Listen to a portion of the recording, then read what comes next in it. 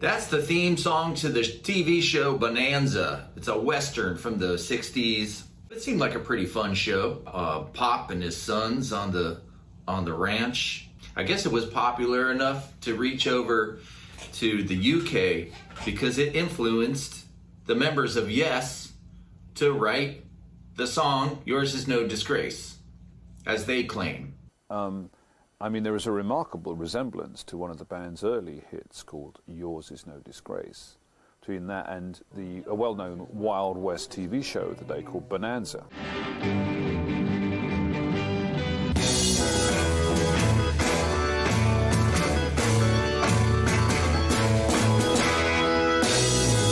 I think they may have gotten their Westerns mixed up, because it sounds more like Big Valley.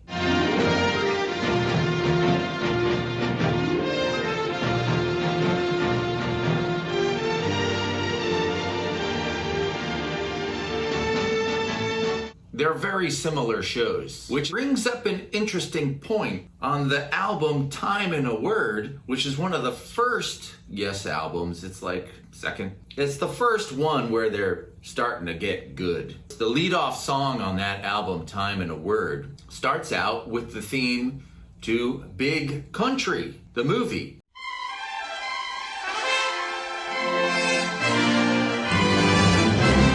And then they go into the song No Opportunity Necessary, No Experience Needed. Slip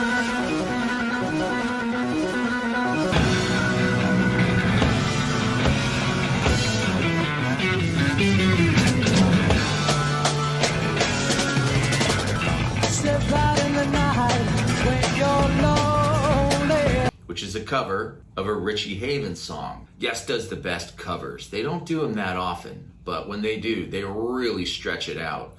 Their cover of Simon and Garfunkel, America, is just epic. They're starting to pick up, some steam, but by the end of it, Peter Banks, the guitar player, he splits. The first guy that was out of the band was guitarist Pete Banks, replaced by Steve Howe.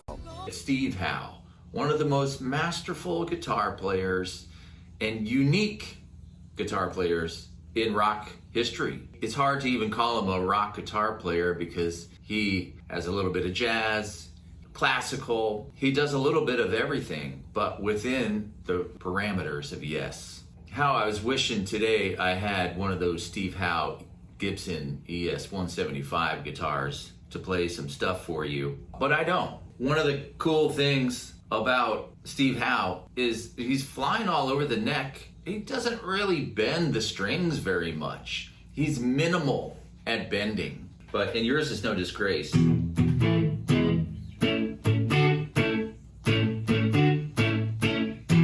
goes into this whole intro. It's kind of like a Wes Montgomery jazz thing.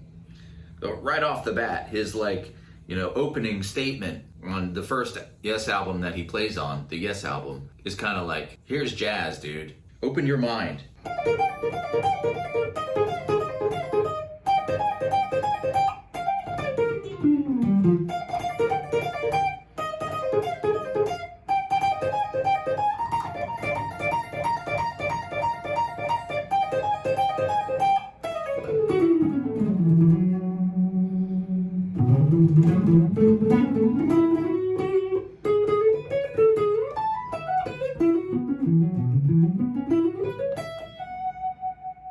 There's not one bend in the whole thing.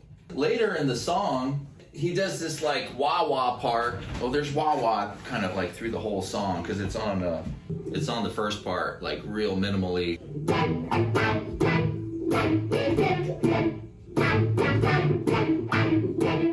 But it gets to this breakdown part of the song where it turns into a Jimi Hendrix kind of 60s trip out jam.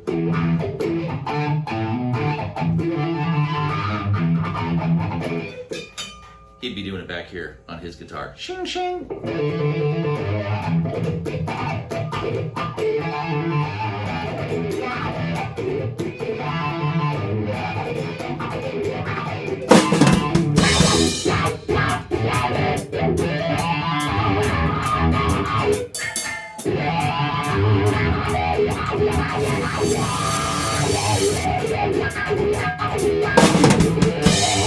The pinnacle years of Yes, they put out these 3 albums. The Yes album, Fragile, and Close to the Edge. And they are just banging on each one. But after the Yes album, the keyboard player Tony Kaye leaves. He doesn't like the advent of synthesizers. He doesn't really want to be adding synths. He's more of a Hammond B3 and straight up keys guy.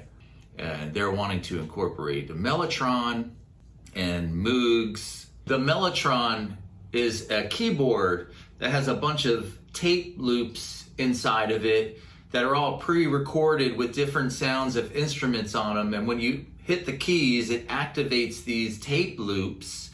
It's the sound of Strawberry Fields. Which reminds me, I have this Mellotron pedal that I just got not too long ago. That's pretty cool. So I'm going to be trying to play these keyboard parts on here.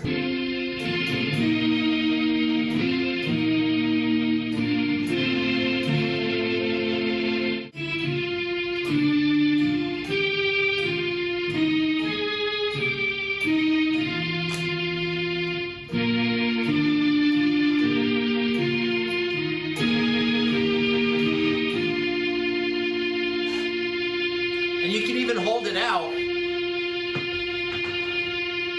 It'll sustain forever, like a keyboard. Oh. So Tony Kaye leaves, and Rick Wakeman joins. Top-notch session musician. He played on David Bowie's Hunky Dory on the song Changes. That long intro at the beginning is Rick Wakeman. Keyboardist Rick Wakeman had even studied at the Royal College of Music. Rick Wakeman, at the time in the Strawbs, was widely regarded as a keyboard wizard. Yes, were keen to add his talents to the band. And it came to my side, and suddenly there's a bit of a cheer from the crowd, and there was this old boy on stage with a big handlebar moustache, waving his stick, and I thought, who's this old git that's come on stage? So I pushed him off. The police arrested me. I didn't know it was Salvador Dali. Rick Wakeman, I mean, he's just a badass dude. He is amazing keyboard player, and with all the style to boot. But we start to see now, okay, Yes is a band that just like kind of sheds members and gets new ones all the time. So all throughout their career, they're always changing members. That's how they keep it going. But there's one member that stays there throughout their whole tenure, and it's Chris Squire. He started the band. You see, my name is Chris Squire. Here's my driving licence, and to prove it, there it is. Christopher Russell Edward Squire. Here we have an English £5 note. With this money, one can buy clothes, food, anything one really likes. Drink, even smoke cigarettes. And in here we have something else which I'd rather not show you at the moment. Just a beast on the bass. He kept this band going. They changed members when they had to. And then right when Close to the Edge comes out, Bill Bruford decides to leave and go play in King Crimson. You can't blame him for going to play in King Crimson, another great band. He plays on 21st Century Schizoid, and he's basically in King Crimson from that point on. But the song on that first King Crimson album, I Talk to the Wind, is one of the most beautiful songs of all time. And the drums on it are just so great. Bill Bruford is replaced by Alan White, who becomes the drummer now for most of the rest of Yes, but they kind of come back and forth. Sometimes it's Bruford, sometimes it's Alan White. They pick up Alan White for the tour for Close to the Edge, and he had just played with John Lennon at the Montreal Peace concert. He played on John Lennon's Instant Karma. So when you hear those big toms, that's Alan White before he's in Yes. They hit this peak of success, and after Close to the Edge, they decide they're going to take it to the next level and put out the album Tales from Topographic Oceans, which is a double album with 4 songs on it. Based on a set of Hindu texts. To do justice to such a concept, John Anderson wanted to experiment with a new recording environment. I wanted to record it in the middle of the woods. It was to do with the earth, it was to do with the ancient and revealing of all that is, and trying to remember where we're from, why we're here, and various other, the ritual of life. So I said, why don't we pitch a tent in the middle of a forest and run wires and record in the middle of the forest, especially midnight when the owls are out. They decided instead to record in Willesden, North London. But John had not given up on the idea of creating a rural environment. It was like a farmyard. There was like white fences. I mean, the amps were all on hay and things like that. My keyboards were all on bales of hay. Critics hated it, accusing the band of self-indulgence. It was an opinion shared by Rick Wakeman. I went out and did the tour, and I really tried very hard. I guess this album probably spawned the punk rock movement, and Rick Wakeman leaves. At that point, there's a massive Yes backlash. They continue on. They always have a new album out with a new lineup. Towards the late 70s, early 80s, they team up with another band that's with their same manager, the Buggles. The Buggles did the song Video Killed the Radio Star. It's the first video that was ever aired on MTV. It has two members, Jeff Downes and Trevor Horn. And they end up joining Yes. Jeff Downes on the keyboards, and Trevor Horn ends up being the singer. They made me sing high like John Anderson. I had to sing everything really high because, as Chris pointed out to me, you know, when rock bands are playing very loud, the singer's got to sing high, otherwise no one will ever hear him. But it's hard to replace John Anderson. And Trevor Horn can feel it. He ends up becoming a great producer, produces a lot of big records. In fact, he produces the big Yes record that's about to come out in 84-ish, 90125, with their biggest hit, Owner of a Lonely Heart. He's done a bunch of records. He's like a big name producer, Trevor Horn. And Jeff Downes ends up leaving Yes with Steve Howe. They actually end up acquiring Yes, and then they leave it too. So for a second there's nobody in Yes. Jeff Downes and Steve Howe go on to form Asia with John Wetton from King Crimson and Carl Palmer from Emerson, Lake and Palmer, which is like the first quote-unquote supergroup. So it's getting very incestuous here. Not only are Yes switching out members all the time, but the entire prog rock scene is switching out members. You got to keep it going. And they do.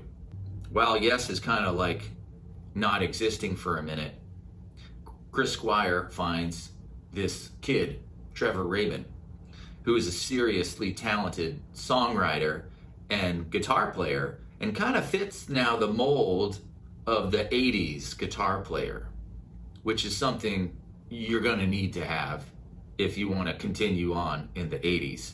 But eventually they call up John Anderson to be the singer, and they continue on as Yes with one of their most successful tours, and definitely their most successful album.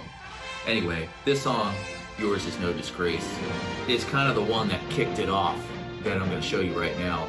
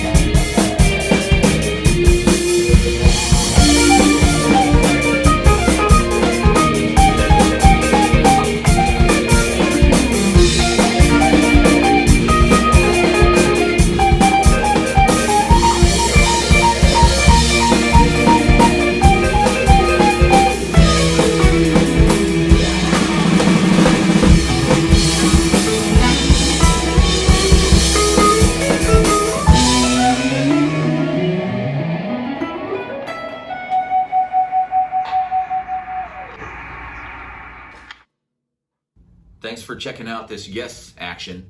That's going to do it for now. My name's Fran Capitanelli, by the way. This whole operation that I do is called Totally Into the Sound. It stands for tits. So if you're into something like that, then you should go ahead and hit subscribe. Actually, it's a great deal. Free. Fran Capitanelli, Totally Into the Sound. Oh, one more thing. This song, Yours Is No Disgrace, it could actually sound like a AC/DC song if you just put AC/DC drums to it.